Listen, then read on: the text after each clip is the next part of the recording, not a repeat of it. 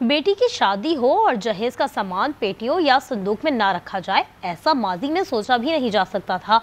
वक्त बदला, तर्ज जिंदगी जदीद हुआ, मगर सदियों पुरानी ये रिवायत अब भी कुछ घरों में जिंदा है। देखेंगे हुमा भट्ट की रिपोर्ट।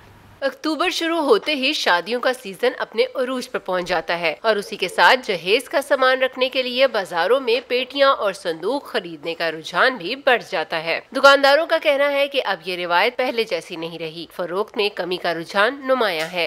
अभी इसकी जो डिमांड्स है वो कम हो गई है, क्योंकि ये ज़्यादातर अब ना गांव के जो एरिया है उसमें ज़्यादा ये चल रही है। पेटियों का अभी काम कम हो गया है, वो पेटे ज़्यादातर लोग इस्तेमाल कर रहे हैं, तो वो खड़ी हो जाती है, जगह भी कम में रोकती है।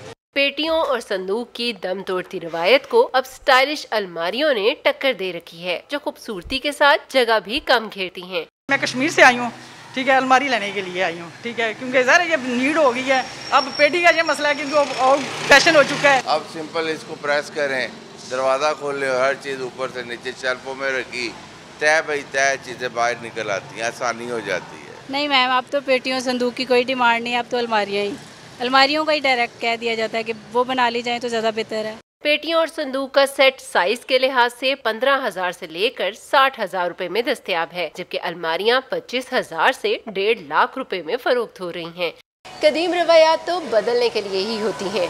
बेटियों को जहेज में देने के लिए पेटी और संदूक की जगह अब अलमारियों ने ले ली है।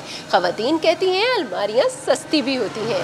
कैमरामैन एहसान कादिर के साथ हुमा भट्ट, आज न्यूज़, लाहौर।